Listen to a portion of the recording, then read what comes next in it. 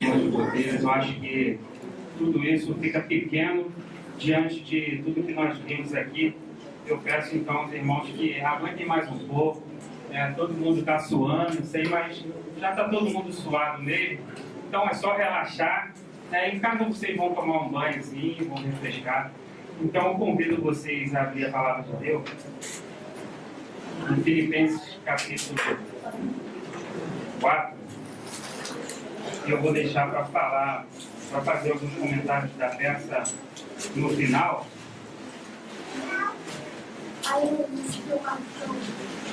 E primeiro quero comentar duas coisas que eu já deixo claro aqui para vocês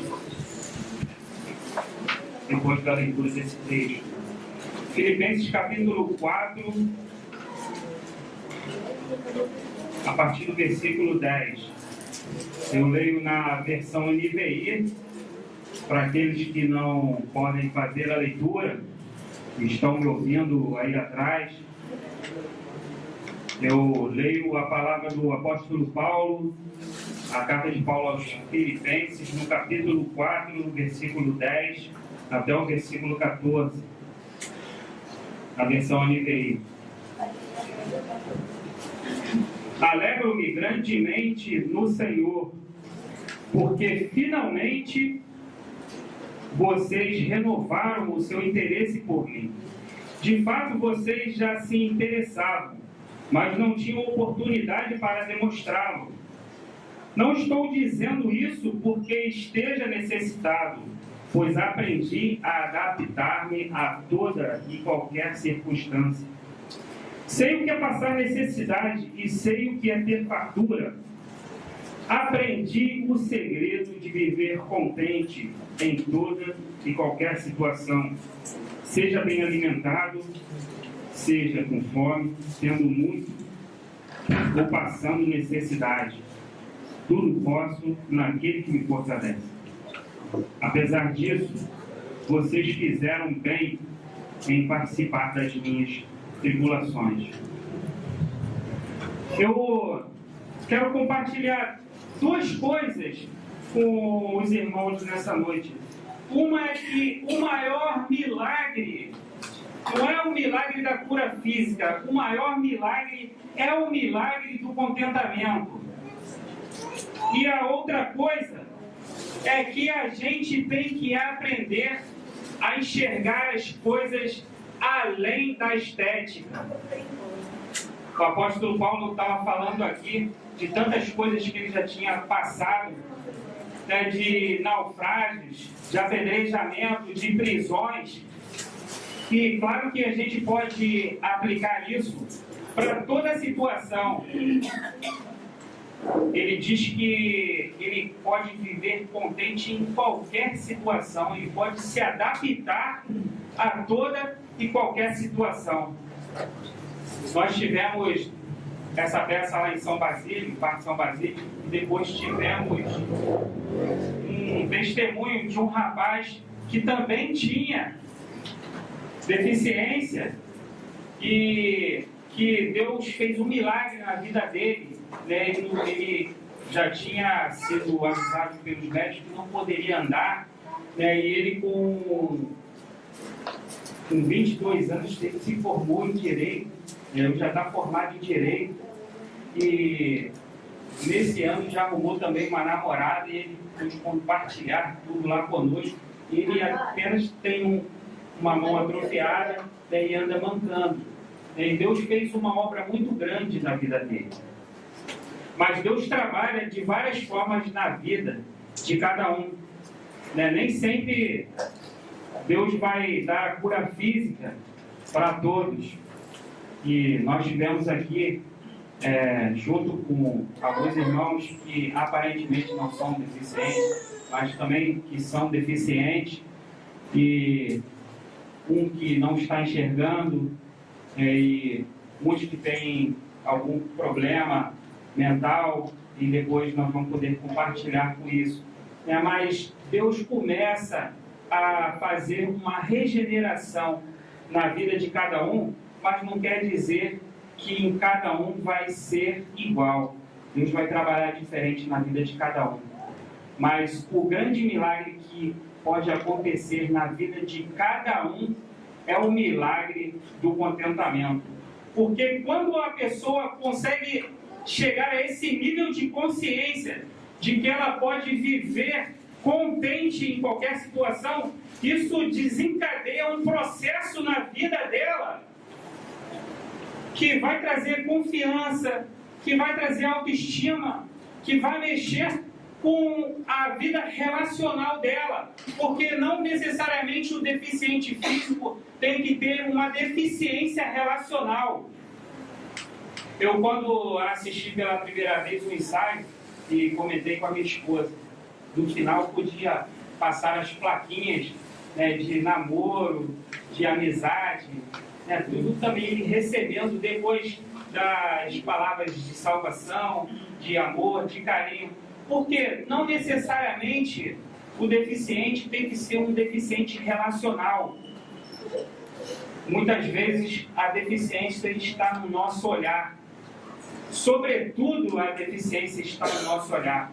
Porque a vida, ela já é difícil para todas as pessoas. A vida está difícil para aqueles que aparentemente são normais. Imagina para esses. Então eles estão mais sensíveis a um sentimento de depressão, a um sentimento de desânimo. Mas a palavra de Deus e esse encontro com Jesus Cristo pode fazer que a pessoa viva contente e possa superar qualquer situação que ela viva. Isso não quer dizer que possa vir através da cura física. É óbvio que no mundo que nós vivemos, onde se cultua aquilo que é estético, no mundo lá fora e inclusive muitas vezes dentro da igreja, isso é muito difícil, mas eu creio que há um poder maior que o poder da aparência, há um poder maior que essa visão estética, é o poder da essência real que existe dentro da pessoa.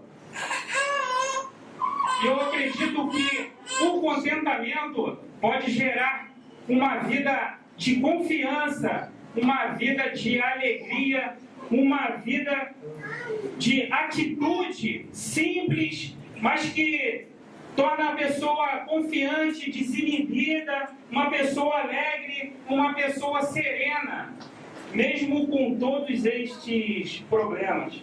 A diferença entre a pessoa boa e a pessoa ruim é que a pessoa boa é uma pessoa grata e a pessoa ruim é uma pessoa ingrata. Agora eu quero que você olhe para você. De que você tem reclamado da vida? De que você tem murmurado? Você tem murmurado em todos os sentidos? Você tem roupa, mas não se sente vestida? Eu falo vestida porque normalmente as mulheres que reclamam mais, né? Tipo, ou você tem um bom colégio, mas você reclama. Você tem saúde, mas isso não basta. Ou você surge uma espinha no seu rosto e você diz, pelo amor de Deus, você já fica desesperado. Né? Uma cutícula inflama, a pessoa já quase que blasfema contra Deus. Se a pessoa pega uma doença, já começa a dizer que Deus não existe, que Deus não está com ela. A pessoa diz que crê em Deus, mas ela diz, quando eu era jovem eu era tão bonita, mas agora que a idade vem chegando, eu estou cheia de varizes, eu estou assim, eu estou assado, eu estou com a minha barriguinha, não consigo perder. E nós vivemos num mundo de cirurgia plástica, no mundo do botox, e assim vai. Mas é assim, meus irmãos, porque a gente só enxerga a estética. A gente tem que aprender a enxergar além da estética. Nós vivemos num mundo que nós cultuamos o estético. O cara casa com uma mulher bela, uma mulher bonita, né, e 2 anos depois, né, ele gastou lá uma fortuna com o casamento, né, e 2 anos depois ele se separa, né, e diz que é incompatibilidade de gênero, porque nós somos um descontentamento em pessoa, nós somos um egoísmo em pessoa, nós somos cheios de caprichos, e um não consegue sustentar o capricho do outro. Lógico que a pessoa pode se agradar com o que é belo, com o que é estético. Ó, Deus fez tudo lindo. Paulo fala que os céus manifestam a glória de Deus. O jardim do Éden, imagino que era uma beleza, era uma simetria, mas nós só conseguimos admirar aquilo que é simétrico, aquilo que é certinho. É claro que Deus fez tudo belo, né? O feio é o nosso olhar. Deus mandou Salomão construir um templo e mandou ele fazer com toda aquela beleza. Tudo que é belo a gente deve admirar, mas a gente deve enxergar além disso. E na Nova Jerusalém, o livro de Apocalipse diz que as ruas vão ser de ouro. E o diamante, ele vai servir para ficar na maçaneta da porta do lado de fora. Né? Porque aquilo que serve para a gente coroar o ser humano, lá vai servir para asfaltar o chão. Porque vai haver uma conversão radical.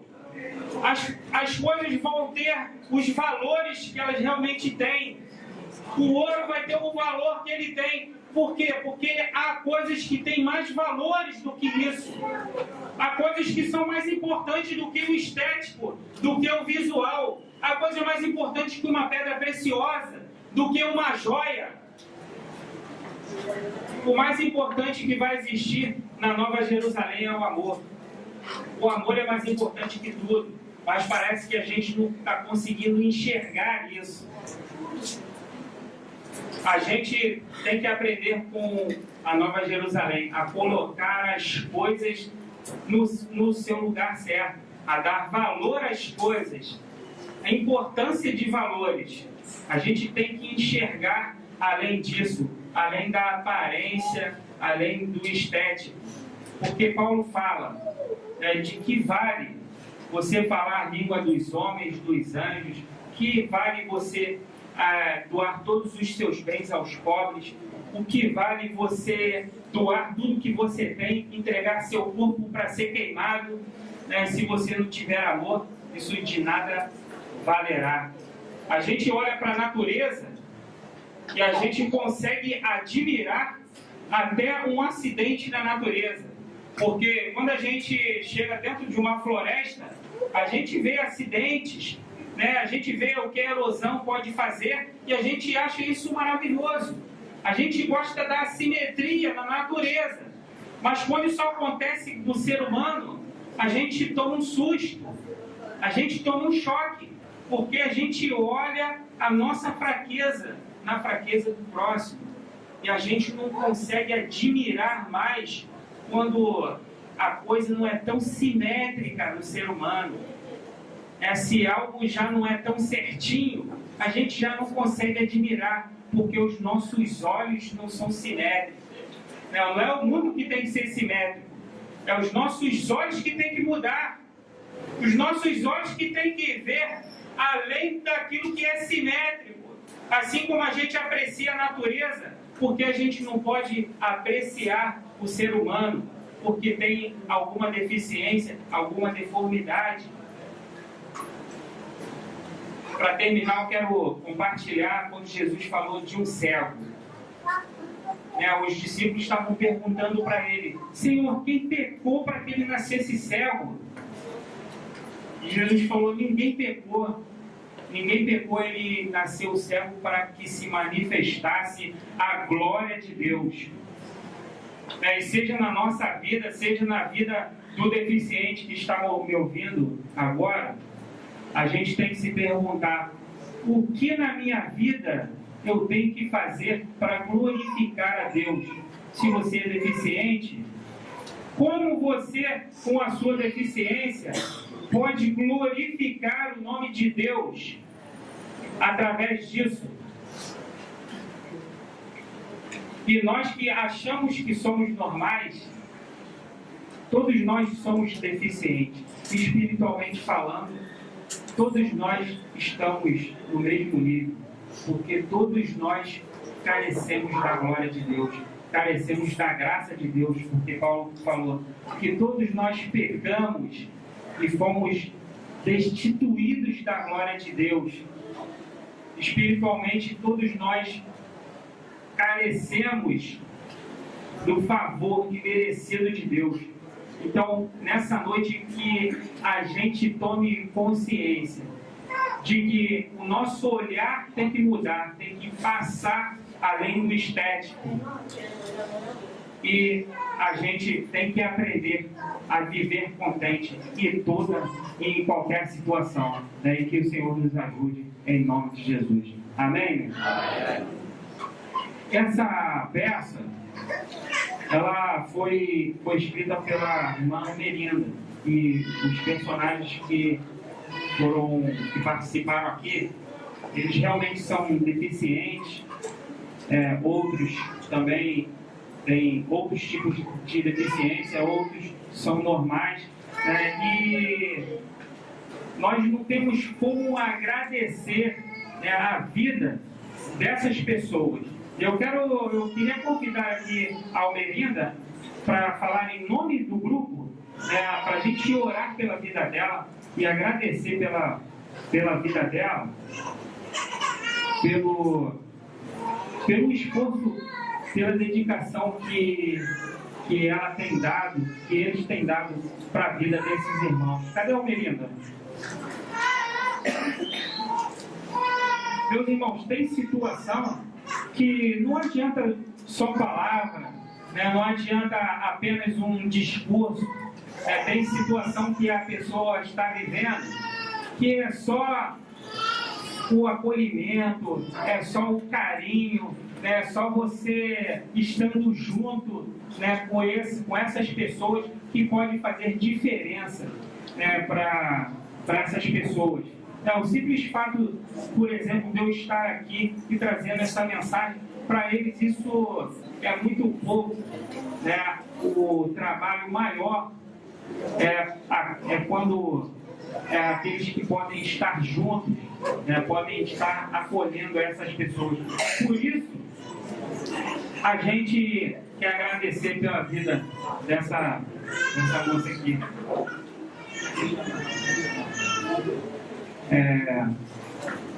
Porque eu estava falando aqui, e eu estava falando aqui que não adianta só palavras, para quando a pessoa está passando por certas situações. Tem que ter mesmo o acolhimento, tem que andar junto, tem que ter esse carinho, tem que ser carne e sangue. E a Almerinda, ela escreveu essa peça por causa do André, que participou da peça. Então, vamos orar pela vida dela e pela vida de todo esse grupo. Vamos chamar todo o grupo aqui? Quero chamar todo o grupo aqui e a gente agradecer pela vida deles.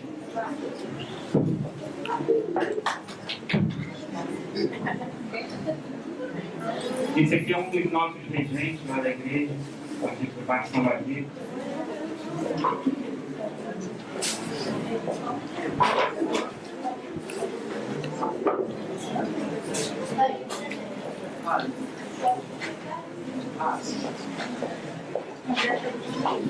Vamos orar então pela vida desses irmãos.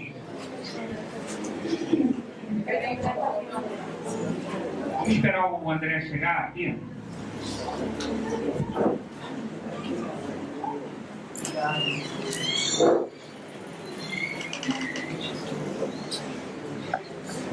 Essa peça foi escrita especialmente para a vida do André.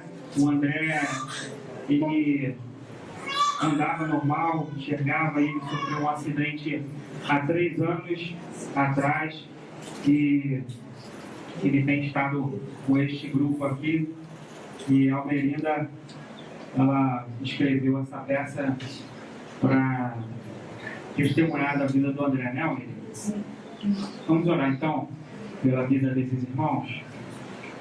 Senhor, nós não temos como agradecer, não temos como pagar, ó Deus, isso, tudo que nós vimos aqui, que nós ouvimos, ó Pai, essa mensagem que foi trazida por esses irmãos aqui, ó Pai, que vai ficar no nosso coração, ó Pai.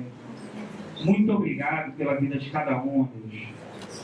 Que o Senhor possa abençoar, ó Deus, cada um que ajuda nesse trabalho, ó Deus. E nós sabemos um trabalho é difícil, mas acima de tudo é um privilégio. Nós sabemos que pessoas, ó Pai, diante dessas situações se afastam, muitas vezes familiares se afastam, ó Deus. Mas o Senhor há de julgar cada um, Pai. Mas para esses que acolhem cada um, Pai, para esses que recebem a cada um, que se dedicam, que abrem mão, ó Pai, de tantas coisas para estar aqui, ó Pai, há uma grande recompensa para a vida de cada um deles, Pai. É um privilégio, ó Pai, estar junto com esses irmãos. E nós queremos te agradecer pela vida deles, ó Pai, porque são vidas especiais, ó Deus.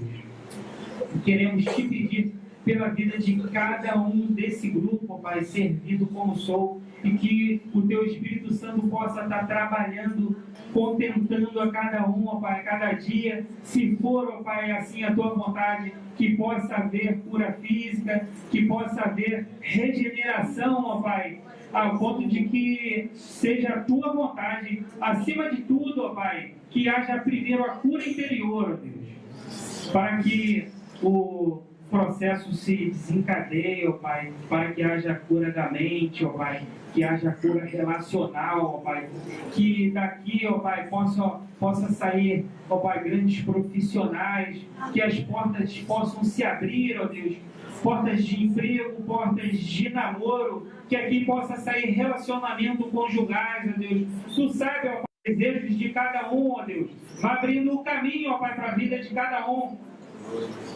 Tu sabe, ó Pai, o anseio de cada coração aqui, ó Pai. Mas nós, humildemente, nós pedimos, ó Pai, nós colocamos cada um nas Tuas mãos. Nós te pedimos, ó Pai, nós te agradecemos, pedimos Tua ajuda, ó Pai, em nome do Senhor Jesus. Amém. Amém.